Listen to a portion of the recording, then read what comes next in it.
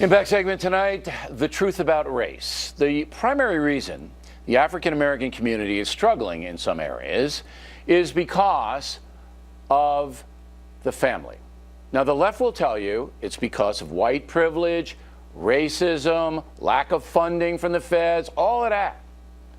But over the years at The Factor, we've challenged that stuff, placing much of the blame for social and economic chaos on the collapse of the African American traditional family.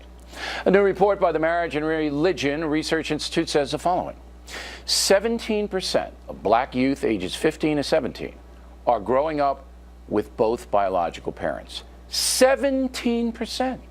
It's an all-time low.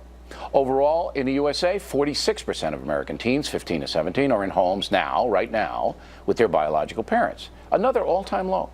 Now, that kind of turbulence for a child makes it more difficult for kids to compete with children from stable homes. Then you add anger and poverty and bad neighborhoods, all of that. But again, stable homes can overcome many social problems. And joining us now from New York, Andrea Tantaris, and here in Los Angeles, Leslie Marshall. Now, you know I'm right that the collapsing African American family is ground zero for all of the other social problems: poverty, drug addiction, child abuse. You know I'm right. I'm not going to disagree with you, Okay, and you are right. I even have some stats to back you up. But we don't need them. Okay. So I'm glad you know. Why then is the black activist community totally avoiding this issue and the media totally avoiding it? Why? Well, first of all, I think the reason that you don't see the Al Sharptons or the Jesse Jacksons standing up and talking about this issue is, one, I don't think they think that the media would cover it. I think that the media and Al Sharpton, Jesse Jackson, consider, if you will, a cop killing a kid a sexier topic, for one. Two, I think that although the community realizes this is a problem, it's become a norm. It's generational, and they don't consider it as important a deal, a priority as Michael Brown in Ferguson, Eric Garner on Staten Island. It's just horrifying if what you're saying is true, and I can't generalize about the African American community, but they don't feel that that's priority number one. That I don't 17% of 17%. I don't believe so, because it's a pattern that generations Belief is keep one repeating. thing, facts are the other. We don't have facts to back that up. What do you say, Andrea? Look, I think it's an uncomfortable conversation, but the reason that they don't do it is because if they fix the problem, then they'd be out of a job. Okay, well, it's So an they uncomfortable perpetuate it. conversation for whom? I think the media. I think the media Why? has a hard Why? time because I think that it's discussed sometimes on African American websites or black websites, but in traditional media, they don't want to talk about the inconvenient truths that you just mentioned. They don't want to go there, Bill. They're not comfortable talking about those things. And is it because they have white liberal guilt?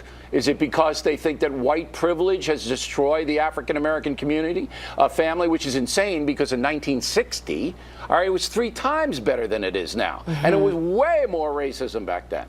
But I'm really upset by this, and I'll tell you why. I talked to a friend of mine's son who teaches in Brooklyn, all black school, Brooklyn, New York, all black school. Right. Okay? He recently got attacked in the classroom.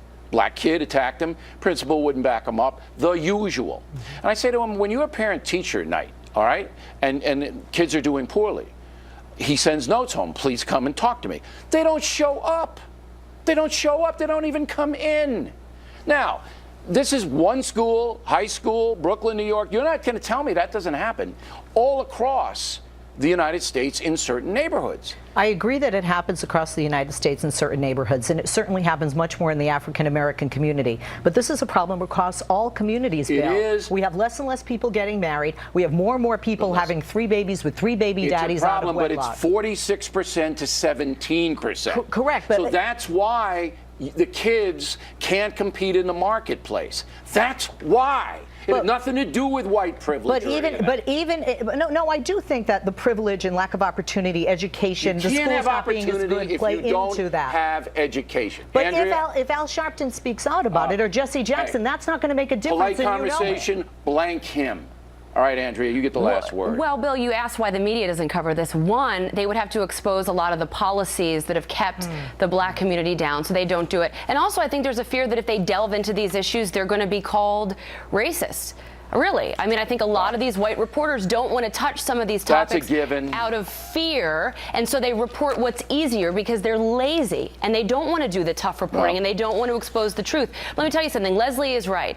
It is a problem, yes, disproportionately in the black community, but it's affecting the white community for two reasons as well. Absolutely. They demean This country- fathers. This country demeans dads, which are pretty darn important in this country and the world, and also single motherhood. They glorify single motherhood. You've talked about this a lot, and it's the fastest way to poverty. It's the hardest job in the world, but it's the quickest way to poverty, and it's cyclical, as Leslie said. If girls don't make their men at home man up and be fathers, and men don't man up, it's cyclical. And girls who grow up without fathers, they're not gonna hold their men accountable. They keep dating deadbeats. This happens. It's not a black problem or a white problem. It's a human problem. It is a growing problem in all precincts, but it's exacerbated on the African American level by dishonesty, by giving excuses for failure when we really all know the problem. Ladies, very good debate. Thank you. Thank you. Plenty more Thank ahead as the factor moves along this evening.